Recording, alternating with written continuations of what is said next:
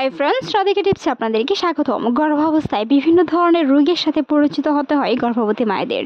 অনেক জানা এবং অজানা রোগের সাথে পরিচিত হতে হতেও একসময় বোঝা যায় যে এই সমস্যাগুলো হয়তো গর্ভপাতের কোনো সমস্যা নয়তো, অথবা সেই সমস্যাগুলো হয়তো কোনো অঘটন ঘটবে না তো, অনাগত সন্তানের কোনো ক্ষতি হবে না তো, তা নিয়ে গর্ভবতী মহিলাদের দুশ্চিন্তা শেষ নেই।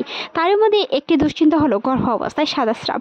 গর্ভাবস্থায় সাদা স্রাব যাওয়াটা কারো কারো ক্ষেত্রে স্বাভাবিক মনে হলেও গর্ভাবস্থায় কিছু সময় আছে যেগুলোতে সাদা স্রাব গেলে অনেকটা ভয়ের কারণ হতে পারে। গর্ভকালীন সময়টা তিনটি ভাবে বিভক্ত থাকে: প্রথম সেমিস্টার, দ্বিতীয় সেমিস্টার ও থার্ড সেমিস্টার। যখন একজন গর্ভবতী মায়ের প্রথম থেকেই মাসিকটি বন্ধ হয়ে যায় এবং কিট পরীক্ষা করার পর দেখে সে গর্ভধারণ হয়েছে, তখন থেকে 3 মাস পর্যন্ত এটি ফার্স্ট সেমিস্টার। তাই এরকমভাবে প্রত্যেক 3 মাস পরে পরে তার লাস্ট সেমিস্টার পর্যন্ত গর্ভবতী মায়েদের অপেক্ষা করে যেতে চায় অনাগত সন্তানের জন্য।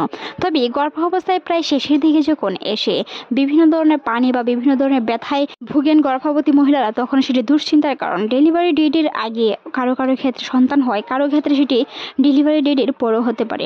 আলট্রাসাউন্ড রিপোর্টের মাধ্যমে ডক্টর যে ডেটটি দিয়ে থাকে তার কিছুদিন আগেও আপনার সন্তান হতে পারে বা তার কিছুদিন পরও সন্তান হতে পারে। তবে তারই মধ্যেখানে যেন সাদা স্রাব কিংবা কোনো ধরনের পানি যদি ভেঙে থাকে, সেটি অবশ্যই ভয়ের কারণ। তবে কিছু কিছু সময় আছে যেগুলো ভয়ের কারণ না। গর্ভাবস্থায় প্রথম দিকে যদি আপনার সাদা স্রাব ভাঙে, সেটি ভয়ের কোনো কারণ নেই, কারণ সেই সময় যখন সন্তান জরায়ুতে জায়গা করে নেয় তখন সেটি জরায়ুর মুখ সংকুচিত হওয়ার কারণে সাদা স্রাব হতে পারে।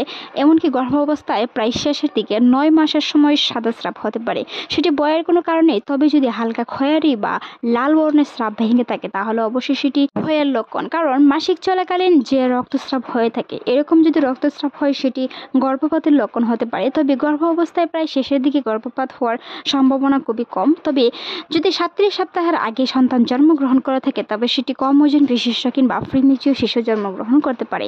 তাই সেই সময়গুলোতে যদি সাদা স্রাবের পাশাপাশি হালকা খয়েরি লাল বর্ণের স্রাব দেখে থাকেন, তাহলে অবশ্যই জরুরি চিকিৎসকের সাথে পরামর্শ করতে হবে। গর্ভকালীন সময়ে প্রথম সেমিস্টার থেকে দ্বিতীয় সেমিস্টারে এসে যখন গর্ভবতী মহিলারা একটু নিস্তার পায়, কারণ প্রথম 3 মাস গর্ভবতী মহিলাদের খুবই সাবধানতার সাথে অবলম্বন করতে হয় যেন গর্ভপাতের সম্ভাবনা কম থেকে যায়। কারণ একজন গর্ভবতী মায়ের গর্ভধারণ করার পর থেকে তার প্রথম সেমিস্টারটি খুবই ভয়ের কারণ হয়ে দাঁড়ায়, কারণ সেই সময়ে বিশেষজ্ঞরা বলে থাকেন গর্ভপাতের সম্ভাবনা প্রায় 70%-এরও বেশি। সেই সময় কোনো ধরনের ঝাড়নি বা দূরে কোথাও ভ্রমণ, ভারী কিছু বহন করার ক্ষেত্রে গর্ভপাতের সম্ভাবনা অনেকটাই বেশি থেকে যায়। তাই সেই সময়টাতে আপনাকে অবশ্যই সতর্কতা বেশিরভাগ সময় অবলম্বন করতে হয়। তবে 3 মাসের পর থেকে 7 মাস কিংবা কারো কারো ক্ষেত্রে 6 মাস পর্যন্ত সেটি ভয়ের কোনো কারণেই এবং মর্নিং সিকনেসটাও খুব কম থাকে। তবে 6 মাসের পর থেকে আবার মর্নিং সিকনেসটা বা শরীরের ভাব উল্ললতা বেশি থাকে। সেই সময় গর্ভবতী মহিলাদের আরও সাবধানতা অবলম্বন করতে হয়। এই সমস্যাতে পুষ্টিকর খাবার খেতে হবে, প্রচুর পরিমাণ ক্যালসিয়াম আয়রন খেতে হবে, কারণ প্রচুর পরিমাণ ক্যালসিয়াম আয়রন খাওয়ার কারণে পরবর্তীতে আপনার নর্মাল ডেলিভারিতে অনেক সহায়তা করে থাকে। সেই সাথে সাথে সাদা স্রাব যাওয়াটা স্বাভাবিক, তবে তার সাথে যদি খয়েরি বর্ণের স্রাব যায়, চিকিৎসকের পরামর্শ নিতে হবে। যে কোনো ধরনের ব্যথায় অবশ্যই গরম পানির পট বা ছেঁক নিতে যাবেন না। যদিও ছেঁক নিয়ে থাকেন তবে সেটি হালকা পরিমাণে হতে পারে, 2 থেকে 5 মিনিট। তার অধিক সময় ধরে ছেঁক দিবেন না, যেটি আপনার অনাগত সন্তানের জন্য বিরাট ধরনের ক্ষতির কারণ হতে পারে।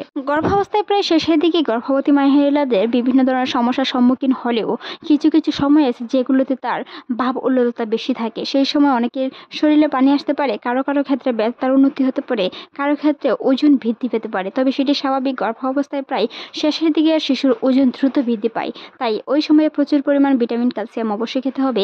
ক্যালসিয়াম যেমন আগে খেতে হবে, সেই সাথে সাথে প্রচুর পরিমাণ আয়রন এবং পানিও খেতে হবে। বিশেষজ্ঞরা বলে থাকেন একজন গর্ভবতী মাকে প্রতিদিন 8 থেকে 10 গ্লাস পানি খাওয়ার কথা। তাই অ্যামনিওটিক তরল যেন ঠিক থাকে, সেই সময় আপনাকে অবশ্যই প্রচুর পরিমাণে বিশ্রাম এবং প্রচুর পরিমাণে পানি পান করতে হবে।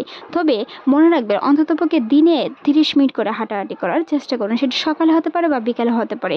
যদি 2 বেলা হাঁটাহাঁটি করতে পারেন, সেটি আপনার পায়ে পানি আনা থেকে অনেকটাই বিরত রাখবে, রোগ প্রতিরোধ ক্ষমতা বাড়াবে। তাই অবশ্যই পানি পান করুন এবং হাঁটাহাঁটি করার চেষ্টা করুন।